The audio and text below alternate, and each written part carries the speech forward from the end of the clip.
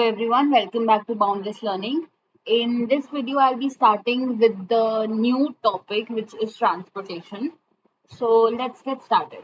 अब ये टॉपिक शुरू करने से पहले ट्रांसपोर्टेशन क्या होता है, what is circulatory system, what are the different components which are involved in our circulatory system, हम ये डिस्कस करते हैं कि ट्रांसपोर्टेशन को हमने लाइफ प्रोसेसेस में कंसिडर क्यों किया है. And the second point is कि ट्रांसपोर्टेशन का हमारी बॉडी में पर्पस क्या है. सो हमने दो टॉपिक इस चैप्टर में ऑलरेडी डिस्कस कर लिए हैं, which was digestion and the second one is respiration. If you have any doubts regarding both of these topics, और अगर आपने ये टॉपिक अभी तक कवर नहीं किया है, you can go to the playlist which I have made for this chapter and you can watch all the videos I have made on these two topics. So digestion का purpose क्या था. Digestion में हम ये कर रहे थे कि जितना भी हमारा कॉम्प्लेक्स फूड था, all of the complex food was getting broken down into simpler substances. तो अल्टीमेटली जितना भी सारा कॉम्प्लेक्स फूड था उन्होंने हमने उसको सिंपलर सब्सटेंसेस में ब्रेक कर दिया. अब ये सिंपलर सब्सटेंसेस का और आगे जाके ब्रेक डाउन हो रहा था टू गिव अस एनर्जी. तो इतना जो प्रोसेस है, this process was involved in digestion. बाकी सिंपलर सब्सटेंसेस का एनर्जी में जो ब्रेक डाउन है, this process was involved in respiration. अब अगर हम ये देखें कि कॉम्प्लेक्स फूड से जब ये सिंपलर सब्सटेंसेस बन रहे हैं, इस सिंपल सब्सटेंस से आगे जाके हमको क्या मिलते हैं, न्यूट्रिएंट्स. साथ में एनर्जी जो है, energy supplied in the form of ATP. तब ये न्यूट्रिएंट्स और इस एटीपी की अगर हम बात करें, तो अगर जितने भी न्यूट्रिएंट्स हमारी बॉडी में फॉर्म हो रहे हैं, एक ये रिक्वायरमेंट भी है कि वो न्यूट्रिएंट्स पूरी बॉडी में सप्लाई हो, ताकि all of our body cells can break down the nutrients, break down those simpler substances to get ATP. अगर हमारी बॉडी के एक सेल में ही न्यूट्रिएंट्स रह जाएंगे तो सिर्फ उस सेल के अंदर रेस्पिरेशन होगा, उस सेल को एटीपी मिलेगा. बाकी हमारे बॉडी के सेल्स क्या होंगे, दे विल अल्टीमेटली डाई. तो पूरी बॉडी के सेल्स को न्यूट्रिएंट्स मिले, उन न्यूट्रिएंट्स का ब्रेक डाउन हो to give us energy. This thing is involve in transportation. तो सारा प्रोसेस जो भी है ट्रांसपोर्टेशन में इन्वॉल्व है कि सारे न्यूट्रिएंट्स को हमें ट्रांसफर करना है, ट्रांसपोर्ट करना है from one place of the body to all the parts, all the other parts of our body. तो यही हम ट्रांसपोर्टेशन की अगर डेफिनेशन देखें तो क्या होगी, द ट्रांसपोर्टेशन और the process of transportation involves the movement of materials from one place to the other within the body of an organism. एक साइट ऐसा है जहां पे उसका सिंथेसिस हो रहा है. सिंथेसिस मतलब जहां पर न्यूट्रिएंट्स बन रहे हैं, उसको हमें वहां पर पहुंचाना है जहां पर उसकी नीड है. इस प्रोसेस को ही हम ट्रांसपोर्टेशन बोलते हैं.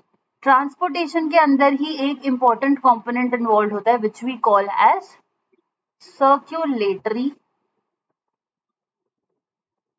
सिस्टम.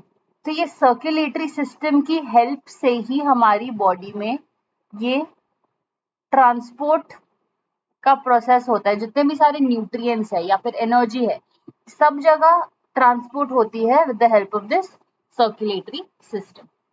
इसलिए हम डिस्कस कर लेते हैं कि ह्यूमन सर्कुलेटरी सिस्टम क्या होता है. अगर हम ह्यूमन सर्कुलेटरी सिस्टम की बात करें, it is the main transport system in human beings. Human beings में एक जो first and the foremost transport system है, that is involved in circulatory system. It helps in the transport of various substances. Different substances है हमारी body में जिसका transportation इस human circulatory system के थ्रू होता है. क्या क्या चीजें ये कैरी करता है, oxygen, nutrients from digested food and other chemicals like hormones. अब ये हॉर्मोन्स क्या है, हम ये चैप्टर में पढ़ेंगे, which is control and coordination. तो जितने भी हॉर्मोन्स और एंजाइम्स या ऐसे कंपोनेंट्स हैं which are important for the growth and survival of our body, वो सारी ही चीजें एक जगह से दूसरी जगह ट्रांसपोर्ट होती है with the help of the human circulatory system. It also take away and helps in the elimination of waste materials like urea and carbon dioxide. अब हमारी बॉडी में से जो waste materials को eliminate करना है, that is also a function of human circulatory system. Next is what are the different components of the circulatory system? अब हमारे circulatory system में 4 main components involved होते हैं, जिसको हम एक एक करके डिटेल में स्टडी करेंगे. सो डिटेल स्टडी करने से पहले एक बारी चारों components को हम देख लेते हैं, एक ओवरव्यू ले लेते हैं कि वो 4 components कौन से हैं. Then we'll go into the further details of all the different components. Starting with we have blood. Blood हमने अब क्लास 9th में पढ़ा हुआ है कि blood is a type of fluid connective tissue, एक टाइप का कनेक्शन फॉर्म करता है. And blood is one of the most important components of our circulatory system. Next comes blood vessels. अब हमारी बॉडी में ब्लड ऐसे पूरी सारी जगह स्कैटर्ड तो है नहीं, उसके फ्लो करने के लिए एक डेफिनेट पाथ, एक डेफिनेट ट्यूब्स प्रेजेंट है. एक नहीं, there are multiple tubes present. उन्हीं ट्यूब्स को हम ब्लड वेसल्स बोलते हैं. दे आर द वेसल्स और they are the tube like structures which simply carry blood. Next component comes the heart. अब heart is also very important. Heart क्या करता है? हार्ट हेल्प करता है हमें, generally functions like a motor. अब अगर घर में हम अपने वाटर टैंक को देखें, वाटर टैंक जनरली कहाँ पर प्रेजेंट होता है? At the top of a house, top of the building. तो मोटर का क्या काम होता है? मोटर का काम होता है कि नीचे से, ग्राउंड से वाटर को लेकर जाना इतने टॉप लेवल तक, इतनी ज्यादा हाइट तक. तो सिंपली हार्ट जो है एक पंपिंग ऑर्गन की तरह, एक मोटर की तरह काम करता है ताकि हमारे पूरे बॉडी को अच्छे से ब्लड मिल सके. Next comes the lymph and the lymphatic system. अब ब्लड वेसल्स और हार्ट तो हमने काफी बारी सुना है, but lymph and lymphatic system might be new to some of you. So मैं एक ओवरव्यू देना चाहती हूँ दैट लिम्फ और लिम्फेटिक सिस्टम क्या है. जैसे हमारी बॉडी में सर्कुलेटरी फ्लूइड के तौर पे ब्लड प्रेजेंट होता है, वैसे ही a secondary circulatory fluid is lymph.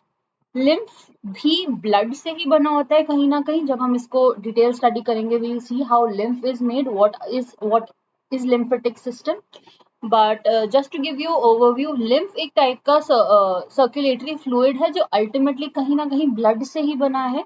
And this lymph majorly helps to fight the disease causing organisms which might enter in our body. Lymph की अगर बात करें तो ये जो लिम्फ फ्लूइड है ये जनरली हेल्प करता है making up the immunity of our body or to help us fight the different disease causing organisms. अब इस वीडियो में I'll be discussing only these two components, the blood and the blood vessels. बाकी heart I'll be covering in a separate video and lymph and lymphatic system in a further video. Because heart is very important. heart को थोड़ा time लगेगा study करने में, इसलिए heart को हम एक सेपरेट वीडियो में पढ़ेंगे. In this video, I'll be discussing what blood is, what are the different components of blood, and different types of blood vessels. So, let's begin with the first and the most important component of our circulatory system, which is blood. अब blood क्या है? Blood is a type of fluid connective tissue. Connection का काम करता है and it is also fluid, therefore it is known as a fluid connective tissue. Blood एक red colour का viscous fluid है. अब रेड कलर यू नो क्या होता है, विस्कस क्या होता है? विस्कस इज लाइक थोड़ा सा थिक, मतलब हनी जैसा थिक नहीं. अब वाटर होता है और हनी, दोनों की अगर हम विस्कोसिटी को कंपेयर करें तो honey is comparatively way thicker than water. But blood कैसा है हमारा? Blood is not liquid like water, obviously fluid है, लिक्विड है, बट थोड़ा सा उसके अंदर बहुत सारे ब्लड सेल्स प्रेजेंट है, इसलिए थोड़ा सा थिक भी है वो. उसको बोलते हैं हम विस्कस फ्लूइड. एक अगर एवरेज अडल्ट की हम बात करें, there is around 4 to 5 litres of blood. अब यही जो ब्लड है ये 4 to 5 लीटर्स मेंटेन रहता है, क्योंकि हमारे जो ब्लड सेल्स हैं वो डाई होते रहते हैं और new blood cells are ultimately made. तो अगर हम ये, आप यहाँ पे डायग्राम देख सकते हो, सिंपल स्कीमेटिक डायग्राम है कि ब्लड वेसल है, ब्लड वेसल के अंदर ब्लड फ्लो हो रहा है. अब इसके अंदर भी बहुत सारे कंपोनेंट्स होते हैं. लिक्विड कंपोनेंट है जैसे प्लाज्मा, सॉलिड कंपोनेंट्स हो गए हमारे white blood cells, red blood cells and platelets. ये सारे जो कंपोनेंट्स है ये हम स्टडी करेंगे in just few minutes. So this is the overview of blood. अब फंक्शंस क्या है ब्लड के? ब्लड जो है उसके काफी सारे फंक्शंस हैं, बट जितने भी उसके सारे फंक्शंस हैं उसको हम 3 कैटेगरीज में डिवाइड कर सकते हैं. ब्लड एक तो ट्रांसपोर्टेशन में काम करता है. अगर ब्लड एक सर्कुलेटरी सिस्टम का कंपोनेंट है, circulatory system helps in transportation, तो अल्टीमेटली ब्लड तो ट्रांसपोर्टेशन में हेल्प करेगा ही करेगा विदाउट अ डाउट. तो अगर ट्रांसपोर्टेशन की बात करें तो ट्रांसपोर्टेशन किस चीज का कराता है? मेजरली ऑक्सीजन का ट्रांसपोर्ट करवाता है from lungs to the tissues. Lungs से टिश्यूज तक ऑक्सीजन को लेकर जाता है। टिश्यूज में जो कार्बन डाइऑक्साइड बना उसको वापस से लंग्स तक लेकर जाता है। तो carbon dioxide which is made in the tissues उसको टिश्यूज से लंग्स तक लेकर जाता है। ये एक ट्रांसपोर्ट का काम हो गया कि ये simply like a carrier, simply like a Uber driver, ये ऑक्सीजन को लंग से टिश्यूज तक लेकर जाएगा और कार्बन डाइऑक्साइड को टिश्यूज से वापस लंग तक लेकर आएगा। ये हो गया हमारे गैसेस की बात। This was all about our gases. Next come जो हमारे सेलुलर वेस्ट है, एक्सक्रीटरी वेस्ट प्रोडक्ट्स हैं, उनको कहां से कहां लेकर जाएगा? टिश्यूज में जो एक्सक्रीटरी वेस्ट बन रहा है उनको किडनीज तक लेकर जाएगा। Another important transportation function is nutrients को हमारे इंटेस्टाइन से टिश्यूज तक लेकर जाएगा। इंटेस्टाइन्स जहां पर उसका अब्जॉर्प्शन हो रहा है, इंटेस्टाइन से बॉडी के डिफरेंट टिश्यूज तक उसको लेकर जाएगा। Hormones which are chemical messengers, hormones को एक जगह से दूसरी जगह पर लेकर जाता है, जहां पर प्रोड्यूस हुआ है वहां से जहां पर उसकी रिक्वायरमेंट है, टारगेट ऑर्गन, वहां तक लेकर जाता है। तो ये तो हो गया ट्रांसपोर्टेशन की बात। Next comes defence mechanism. हमारी बॉडी को एक्सटर्नल जर्म से, एक्सटर्नल माइक्रो ऑर्गेनिज्म से भी ये प्रोटेक्ट करके रखता है। ब्लड कैसे प्रोटेक्ट करके रखता है? हमारे ब्लड के अंदर व्हाइट ब्लड सेल्स प्रेजेंट होते हैं। ये व्हाइट ब्लड सेल्स में इतनी कैपेबिलिटी है, ये these are simply like soldiers of a body, कि अगर किसी भी ऑर्गेनिज्म ने हमारी बॉडी के अंदर एंटर करने की कोशिश करी तो ये व्हाइट ब्लड सेल सोल्जर्स की तरह उनको डिस्ट्रॉय करेंगे। They will help to fight these disease causing micro organisms, ताकि हमारी बॉडी को वो प्रोटेक्ट कर सके, हमारी बॉडी को इन्फेक्शन ना हो। सेकेंडली, व्हाइट ब्लड सेल्स के अलावा हमारी बॉडी में ब्लड प्लेटलेट्स भी प्रेजेंट होते हैं, मतलब हमारे ब्लड के अंदर प्लेटलेट्स भी प्रेजेंट होते हैं। जैसे आपने कभी देखा होगा, कभी चोट लग जाती है तो थोड़े टाइम बाद उसके ऊपर एक रेडिश ब्राउन कलर के, जिसको हम बोलते हैं चोट बन गई, तो दैट रेडिश ब्राउन कलर का क्लॉट बन जाता है। वो रेडिश ब्राउन कलर का क्लॉट किस वजह से बन रहा है? हमारे ब्लड के अंदर जो प्लेटलेट्स हैं, they help in this clot formation. तो अब ये क्लॉट का पर्पस, इस क्लॉट के बनने का पर्पस क्या होता है? अगर ये क्लॉट नहीं बनेगा तो वहां से तो जो हमारा साइट ऑफ इंजरी है वो ब्लीड करता रहेगा, वहां से ब्लीडिंग होती रहेगी। तो एक्सेसिव ब्लीडिंग को या फिर एक्सेसिव ब्लड लॉस को प्रिवेंट करने के लिए ये ब्लड प्लेटलेट्स होते हैं। Last comes the regulatory functions. हमारी बॉडी में काफी सारे रेगुलेटरी फंक्शंस होते हैं। उस जो नॉर्मल बैलेंस होता है बॉडी का, वो मेंटेन करना बहुत इंपॉर्टेंट है, रेगुलेट करना बहुत इंपॉर्टेंट है। तो इसलिए ब्लड इस रेगुलेटरी फंक्शन में हेल्प करता है। कैसे? ये हमारे बॉडी में जो वाटर बैलेंस है, वाटर बैलेंस और सॉल्ट बैलेंस को मेंटेन करके रखता है। दूसरा, ये हमारे बॉडी टेम्परेचर को भी रेगुलेट करके रखता है। It also regulate the body temperature by distributing the heat in different parts of our body. हमारे बॉडी टेम्परेचर को मेंटेन करने का भी काम करता है। So this were all the functions of the blood. Now this is very important. जितना भी ये कॉम्पोनेंट है, ये फंक्शंस हैं ब्लड के, they are quite important. Next is composition of blood. अब अगर हमने एक, यूजुअली जब हम ब्लड देखते हैं, ब्लड के अंदर हमको इतने सारे कंपोनेंट्स नहीं दिखते। क्यों नहीं दिखते? ऑब्वियसली क्योंकि बहुत ज्यादा स्मॉल है, दे आर माइक्रोस्कोपिक। बट अगर आप ये लेफ्ट राइट साइड वाली फोटो देखोगे, यहाँ पे थोड़ा सा येलो कलर का पार्ट है, थोड़ा सा रेड कलर का पार्ट है, थोड़ा सा ब्लू कलर का पार्ट है। ये सब क्या है? ऐसा तो हमको ब्लड में कभी दिखता ही नहीं है। नहीं, नॉर्मली हमको ब्लड में ये सब चीजें नहीं दिखती। हमें नॉर्मली ब्लड कैसा दिखता है? ऐसा, whole blood, which is a uniform solution of different components. ठीक है, it is a colloidal solution of different components. तो सब कुछ चीजें जो है वो यूनिफॉर्मली इधर उधर डिस्ट्रीब्यूट।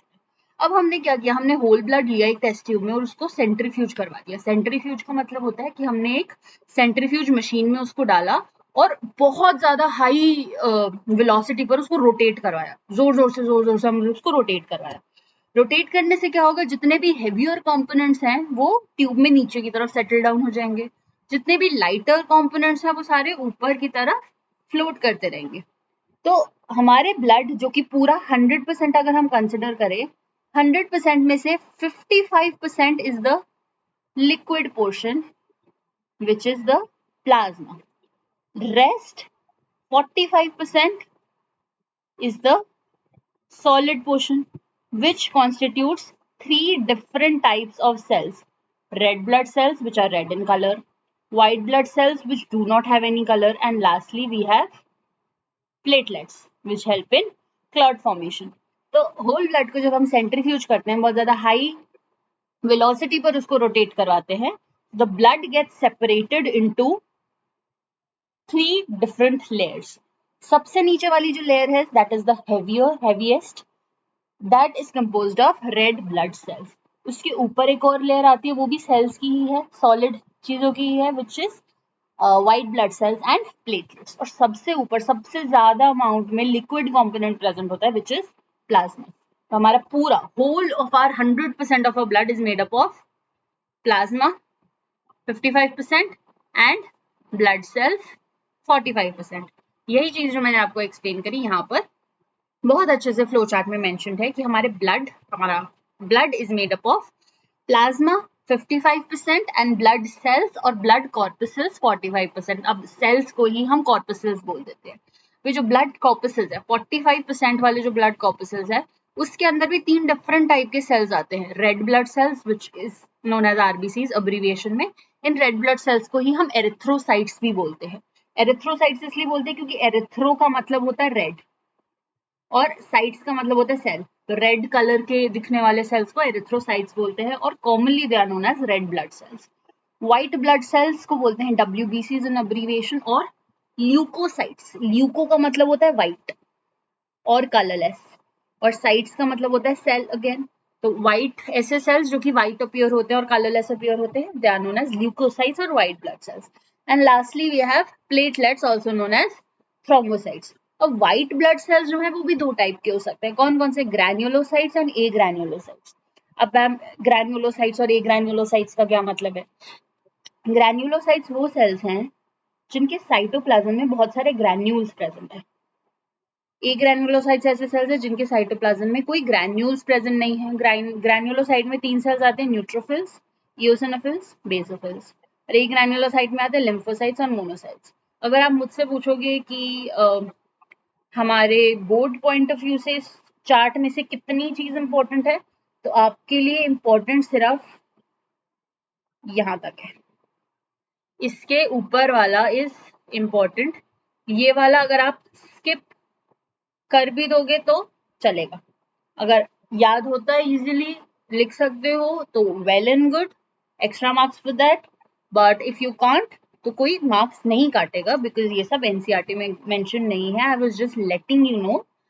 क्योंकि नेक्स्ट स्लाइड पर जहां पर मैंने सबके डायग्राम्स डाले हैं, वहां पर कुछ ऐसे एग्जांपल्स है. Eosinophils, neutrophils and basophils. All of these 3 are type of granulocytes which are a type of WBCs. अभी आप ये देख सकते हैं तीनों के ही यहाँ पे कुछ कुछ ग्रैन्यूल्स प्रेजेंट है. वहीं अगर हम लिम्फोसाइट्स और मोनोसाइट्स की बात करें, they are a granulocytes which are again a type of WBCs. Okay. भी डेंड्रिटिक सेल्स और मैक्रोफेजेस क्या होते हैं? मोनोसाइट ही आगे जाके डेंड्रिटिक और डेंड्रिटिक सेल्स और मैक्रोफेजेस बना देते हैं, but again this is not important. We have erythrocytes also known as RBCs. We have platelets also known as thrombocytes. बाकी ये जितने सारे components हैं, all of these, okay, these, ये सारे क्या हैं? All of these are WBCs, white blood cells. Next comes the composition of blood. हर एक सेल के बारे में. Starting with the plasma. Plasma क्या है? प्लाज्मा एक सिंपली येलो और स्ट्रॉ कलर्ड का लिक्विड होता है जिसके अंदर क्या क्या प्रेजेंट है? इसके अंदर मेजरली वाटर है. 90 to 95% इज वाटर. बाकी का जो 10 to 5% बचा, that is glucose, hormones, salts, amino acids, waste materials and carbon dioxide. अब कार्बन डाइऑक्साइड जो है वो डिसॉल्व्ड फॉर्म में ट्रांसपोर्ट होता है थ्रू प्लाज्मा. अब कार्बन डाइऑक्साइड और ऑक्सीजन दोनों का ही transportation takes place via the blood. But blood के अंदर भी प्लाज्मा और ब्लड सेल्स अलग अलग हैं. तो कार्बन डाइऑक्साइड का अगर ट्रांसपोर्टेशन कोई पूछे तो it takes place in the dissolved form in the plasma. Plasma की हेल्प से उसका ट्रांसपोर्टेशन होता है. वहीं अगर हम ऑक्सीजन की बात करें तो ऑक्सीजन का जो ट्रांसपोर्टेशन है that takes place with the help of red blood cells. Red blood cells के अंदर ये हीमोग्लोबिन पिगमेंट प्रेजेंट होता है जो कि ऑक्सीजन को कैरी करता है। 1 haemoglobin molecule can carry 4 molecules of oxygen. इसके बाद हम आते हैं रेड ब्लड सेल्स पे। रेड ब्लड सेल्स कैसे होते हैं? दे आर सर्कुलर और डिस्क शेप्ड। मैच्योर आरबीसीज में न्यूक्लियस नहीं होता। अब इसका क्या रीजन है कि मैच्योर आरबीसीज में न्यूक्लियस क्यों नहीं होता? इसलिए नहीं होता क्योंकि आरबीसीज का अगर हम सोल फंक्शन देखें, एक सबसे मेन फंक्शन देखें आरबीसीज का, so that is to transport oxygen. अब अगर उसको ऑक्सीजन का ट्रांसपोर्टेशन करवाना है तो उस सेल के अंदर, उस छोटे से सेल के अंदर जगह भी तो होनी चाहिए ऑक्सीजन को कैरी करने के लिए। तो ताकि हम उसकी अफिनिटी टू ऑक्सीजन, उसका potential of oxygen binding increase कर सके, इसीलिए न्यूक्लियस प्रेजेंट नहीं होता। न्यूक्लियस नहीं होगा तो थोड़ी सी और ज्यादा जगह मिल जाएगी, थोड़े और ज्यादा ऑक्सीजन मॉलिक्यूल्स बाइंड हो पाएंगे। तो that is the only reason. Life span की बात करें तो सिर्फ 120 दिन तक ये जिंदा रहते हैं। 120 दिन बाद ये मर जाएंगे और नए सेल्स बनने शुरू हो जाते हैं। अब red blood cells red colour के क्यों होते हैं? रेड कलर के इसलिए होते हैं क्योंकि इनके पास एक स्पेशल रेड कलर का पिगमेंट प्रेजेंट होता है जिसको हम हीमोग्लोबिन बोलते हैं। अब हीमोग्लोबिन एक टाइप का प्रोटीन है जिसके पास आयरन प्रेजेंट है, जिसके पास रेस्पिरेशन की प्रॉपर्टी है। रेस्पिरेशन की प्रॉपर्टी हम क्यों बोल रहे हैं? रेस्पिरेटरी पिगमेंट क्यों बोल रहे हैं? क्योंकि अगर ये ऑक्सीजन कैरी कर रहा है तो ऑब्वियसली रेस्पिरेशन में हेल्प करेगा ही करेगा। तो हीमोग्लोबिन क्या है? Haemoglobin is a red coloured iron containing respiratory pigment. किस चीज में हेल्प करता है ये? ऑक्सीजन का ट्रांसपोर्ट करवाता है फ्रॉम लंग्स टू टिश्यूज। सिर्फ ऑक्सीजन लिखा है और ब्रैकेट में लिखा है some amount of carbon dioxide. ये इसलिए लिखा क्योंकि कार्बन डाइऑक्साइड जो है, major carbon dioxide 99.9% of carbon dioxide is transported via the blood plasma. But अगर हम ऑक्सीजन की बात करें तो ऑक्सीजन ट्रांसपोर्ट होता है बाउंडेड फॉर्म में विद हीमोग्लोबिन। तो अगर हीमोग्लोबिन ऑक्सीजन के साथ बाइंड करता है तो ये इंटरमीडिएट कंपाउंड बना देता है जिसको हम बोलते हैं oxy haemoglobin. I hope this is clear. Moving on to white blood cells. White blood cells को WBC या ल्यूकोसाइट्स भी बोलते हैं। ये white क्यों होते हैं? क्योंकि इनके अंदर कोई पिगमेंट प्रेजेंट नहीं है। इनका कोई रेगुलर शेप नहीं होता, कोई भी ऐसा इरेगुलर सा अमीबॉइड शेप हो सकता है। क्या करते हैं ये? एनगल्फ कर लेते हैं, डाइजेस्ट कर लेते हैं किसी भी डिजीज कॉजिंग ऑर्गेनिज्म को, किसी भी जर्म को, ताकि हमारी बॉडी को कोई हार्म ना पहुंचे। देयरफॉर इट इज इन्वॉल्व इन, किस चीज में इन्वॉल्व होते हैं ये? डिफेंस मैकेनिज्म में, और हमारी बॉडी को इम्यूनिटी प्रोवाइड करते हैं। Next we have platelets. Platelets are also non nucleated. इनके पास न्यूक्लियस नहीं होता। इनकी भी शेप इरेगुलर होती है, कोई भी शेप हो सकती है, या फिर ओवल हो सकती है या फिर राउंड हो सकती है। किस चीज में हेल्प करते हैं? They play an important role in blood clotting. Blood clotting में हेल्प करेंगे तो ये एक्सेसिव ब्लड लॉस को प्रिवेंट करते हैं, ताकि कोई भी अगर टिश्यू इंजरी है, कोई भी इंजरी है, तो उससे ज्यादा ब्लड लॉस ना हो, उस चीज को ये प्रिवेंट करते हैं। सो इतना हमने डिस्कस कर लिया ब्लड का। I think this was enough for today's video. Next topic we have blood vessels, but we'll be discussing that in the next video. Till then, kindly revise the topic which I have discussed in this video. If you still have any doubts, एक बारी फिर से video को replay करके देख लो। तब भी अगर डाउट कोई रहता है तो कमेंट कर दो in the comment box below, or you can also personally email me on the email ID given here. Thank you so much for watching. अगर आपको ये वीडियो पसंद आया, लाइक करो, फ्रेंड्स के साथ शेयर करो, उनको बोलो सब्सक्राइब करने के लिए। And thank you so much for watching. Keep learning.